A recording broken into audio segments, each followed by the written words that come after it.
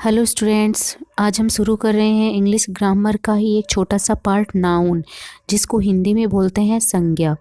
तो आज हम नाउन के बारे में सारे कॉन्सेप्ट क्लियर करेंगे।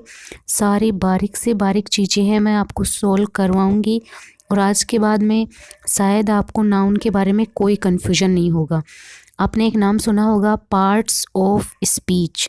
तो पार्ट्स ऑफ स्पीच का मतलब है कि जो इंग्लिश में जो सेंटेंस होता है उस सेंटेंस में एक सब्जेक्ट होता है, वर्ब होती है, ये एडजेक्टिव होता है, नाउन होती है, ये सब हैं वो उस सेंटेंस के पार्ट हैं।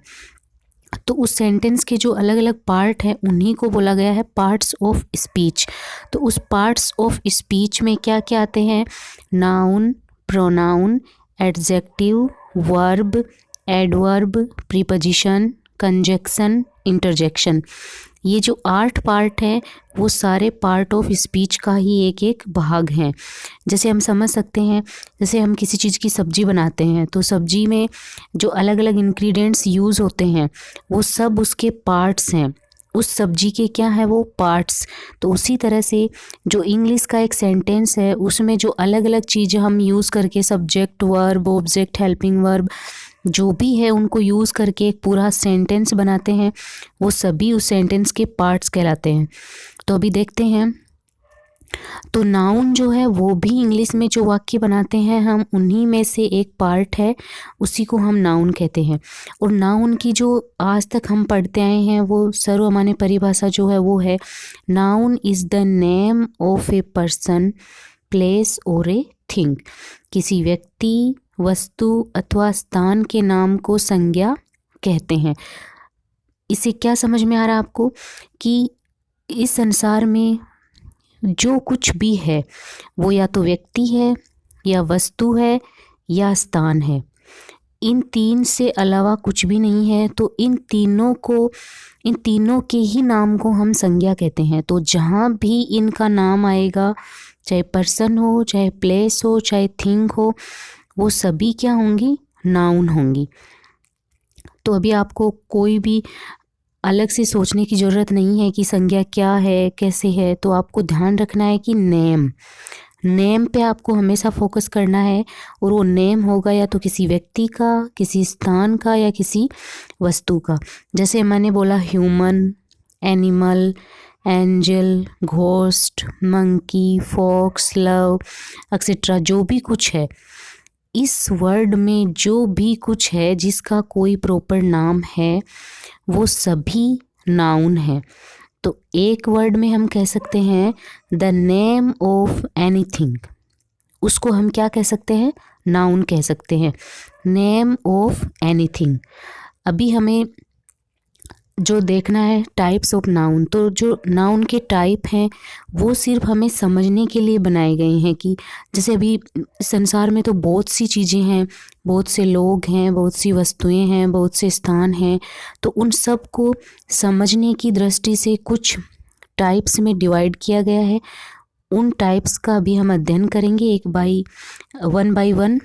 उनमें कुछ भी आपको रटना नहीं है, सब कुछ समझने वाला कॉन्सेप्ट है। तो आप मेरे साथ साथ इस बात को समझते जाइए। जैसे हम शुरू करते हैं टाइप्स ऑफ नाउन। आपको नाउन अच्छे से समझ में आ गया कि किसी का भी नाम है तो वो नाउन होगा, चाहे वो व्यक्ति का हो, वस्तु का हो, स्थान का हो। अभी हम उनको देखते हैं कि किस किस टाइप में हम डिवाइड करते हैं। पहला आता है कॉमन नाउन। कॉमन नाउन क्या होता है? सेम थिंग, मतलब जो नाम उस जाति को डिनोट करे, जो नाम हम बोल रहे हैं उसमें उस जाति का पूरा रिप्रेजेंटेशन हो, वो होती है कॉमन नाउन। ठीक है, तो इसकी परिभाषा हम देखते हैं। It is the common noun given to person, place, item और a thing. It start from capital word only while appearing at the beginning of sentences। तो आपको ये ध्यान रखना है कि जो भी अपनी पूरी जाति को रिप्रेजेंट कर रहा है वो क्या है? कॉमन नाउन है। और अगर कॉमन नाउन है वो वाक्य के शुरू में आ रहा है तो ही उसका फर्स्ट लेटर है वो कैपिटल होगा, अदरवाइज़ नहीं होगा। जैसे एग्जांपल से हम देखें बॉयज़, तो बॉयज़ में सारे लड़के आ गए, जो भी संसार में लड़के हैं वो सभी किस में आते हैं, बॉयज़ में आते हैं। तो ये अपनी पूरी जो स्पीसी है उसको डिनोट कर रहा है। सिटी में सारे शहर आ गए। गेम में सब आ गया, क्रिकेट, हॉकी, कबड्डी, फुटबॉल, जो भी है वो सारे गेम आ गए। बुक में भी सारी बुक्स आ गई, चाहे वो किसी भी तरह की बुक हो। कार में सभी कार आ गई। Planet, YouTube channel, teacher, school, phone आदि, ये सारे किस में आ गए, ये सारे एक अपनी जाति को रिप्रेजेंट करने वाले शब्द हैं। तो इनको हम बोलेंगे कॉमन नाउन। ठीक है, तो अभी आपके लिए एक क्वेश्चन है कि is country A common noun? क्या कंट्री जो है वो कॉमन नाउन है या नहीं है, ये आपको बताना है। पूरा वीडियो देखने के बाद में आपको ये समझ में आएगा कि कंट्री है वो क्या है, क्या वो कॉमन नाउन है या नहीं है। नेक्स्ट हम देखते हैं प्रॉपर नाउन। प्रॉपर नाउन क्या होती है? प्रॉपर नाउन का मतलब है it is the opposite of common noun. ये कॉमन नाउन से ठीक उल्टा है। उल्टा कैसे है?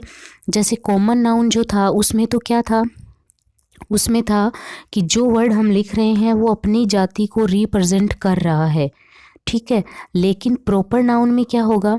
प्रॉपर नाउन में वो अपनी जाति को रिप्रेजेंट नहीं करेगा, वो अपने आप को रिप्रेजेंट करेगा। जैसे मैंने आपको कॉमन नाउन में एक एग्जांपल दिया, बॉयज़, तो हम जैसे यहाँ प्रॉपर नाउन में लिख दें रमेश, सुरेश, जो भी है वो, तो वो सिर्फ खुद को रिप्रेजेंट कर रहा है, तो वो आएगा प्रॉपर नाउन में। जबकि पूरी जाति को रिप्रेजेंट कर रहा है बॉयज़, तो वो आएगा अपना कॉमन नाउन में। तो अभी देखते हैं इसमें प्रॉपर नाउन में क्या है। It is the opposite of common noun. A proper noun starts the specific name given to any person, place और थिंग। इसमें क्या होगा? एक स्पेसिफिक नेम होगा, किसका? चाहे वो व्यक्ति हो, वस्तु हो या स्थान हो, उनका एक स्पेसिफिक नेम होगा, उसको हम प्रॉपर नाउन में लिखेंगे। A proper noun always begin with capital letter no matter where they occurs within a sentence.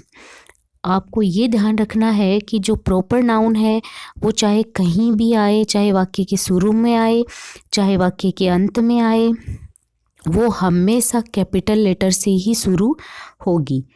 ये बात आपको ध्यान रखना है। जबकि हमने इससे पहले वाली कॉमन नाउन देखा, कॉमन नाउन है वो केवल वाक्य के प्रारंभ में ही कैपिटल लेटर से शुरू होगा, बाकी जगह नहीं होगा। लेकिन प्रॉपर नाउन को हम कहीं भी यूज़ करें वो कैपिटल लेटर से ही शुरू होगा। जैसे फॉर एग्जांपल हम देखें MS धोनी, MS धोनी है तो वो प्लेयर हैं, ठीक है, तो वो अपने आप को रिप्रेजेंट कर रहे हैं। मुंबई है वो सिटी में सारे शहर आ गए, लेकिन मुंबई है वो स्पेसिफिक है।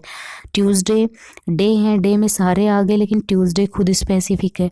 इंग्लिश जो सब्जेक्ट है वो अपना कॉमन नाउन होगा, लेकिन इंग्लिश क्या है? प्रॉपर नाउन है।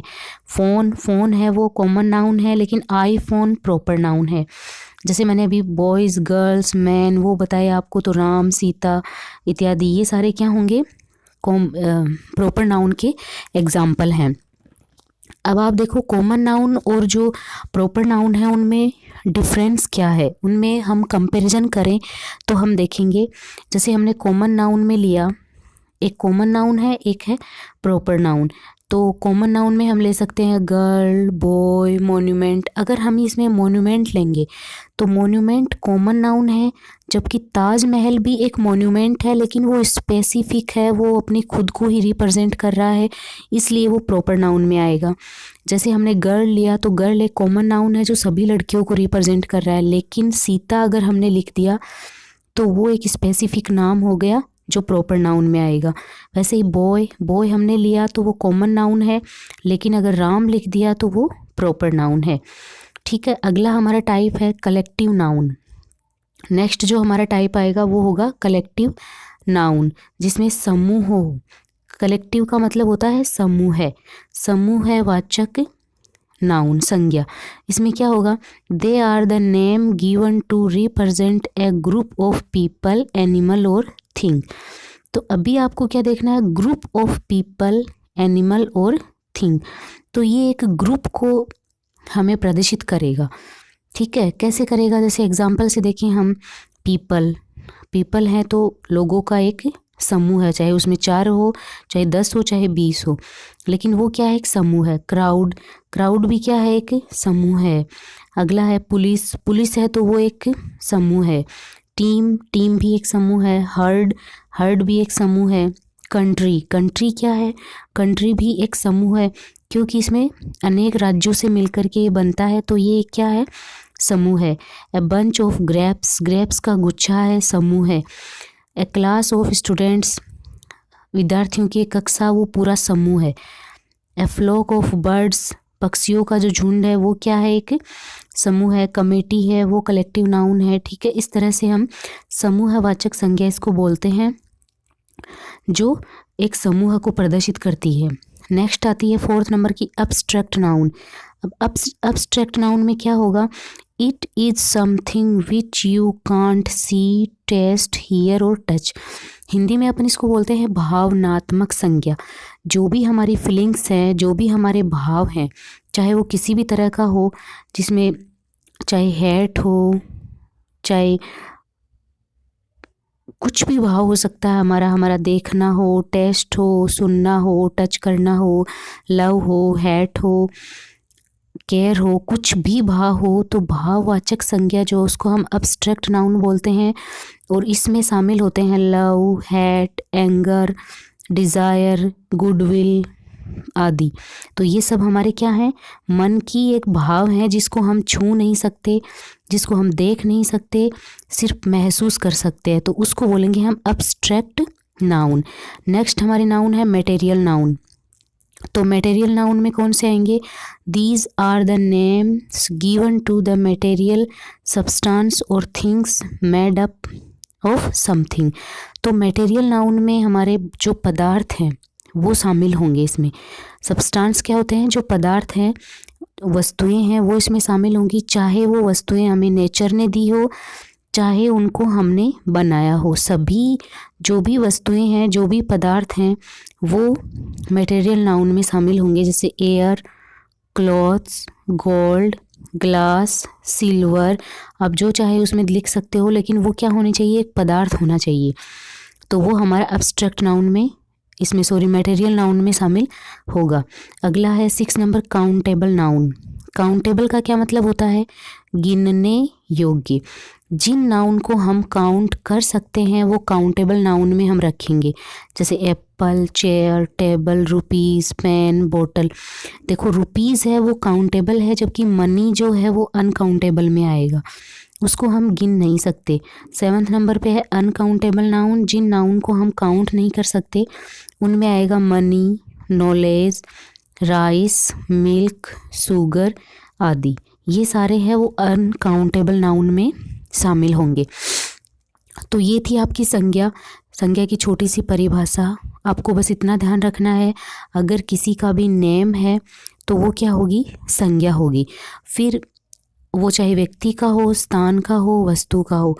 तो इतने सारे व्यक्तियों के, वस्तु और स्थान के नामों को कुछ पार्ट्स में डिवाइड करके और संज्ञा के क्या बनाए गए हैं, प्रकार बनाए गए हैं, टाइप्स ऑफ नाउन बनाए गए हैं। तो उनको हमने देखा कि कौन कौन सी टाइप्स में कौन कौन से नाउन हैं वो रखे गए हैं। आगे हम देखते हैं, सबसे जो मेन पॉइंट है वो है कि संज्ञा को क्यों पढ़ा जाता है।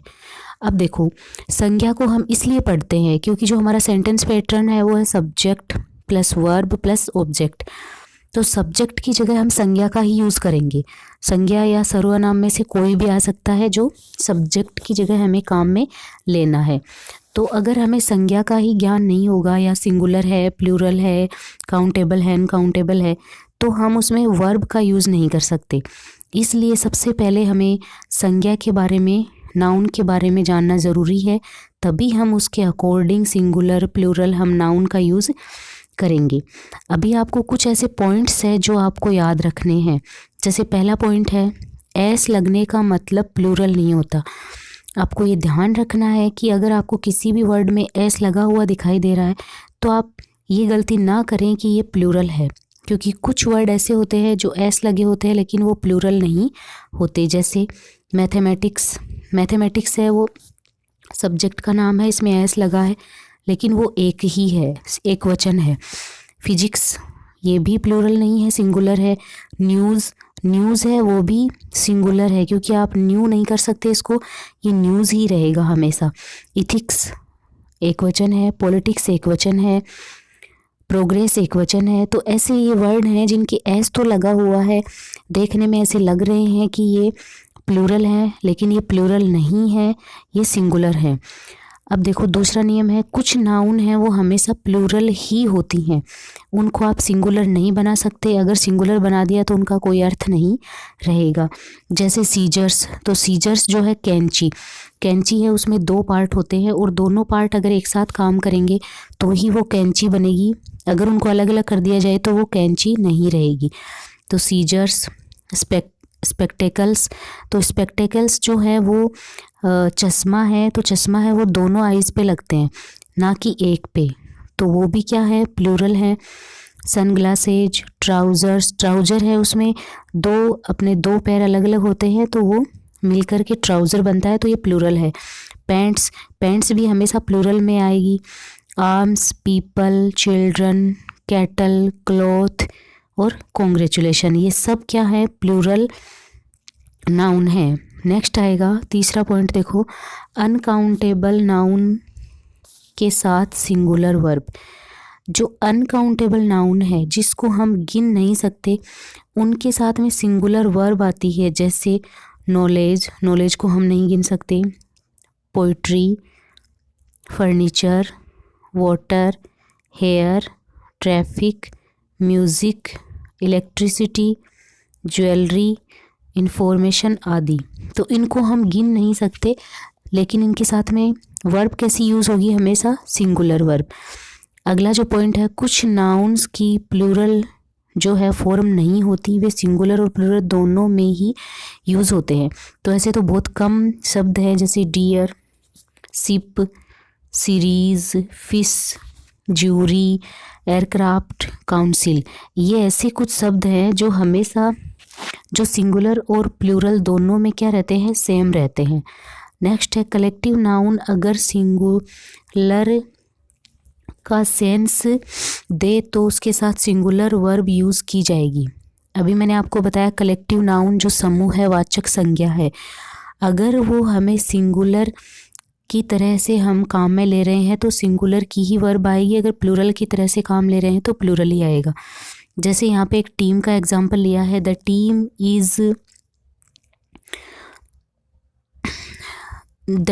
Is heading for practice.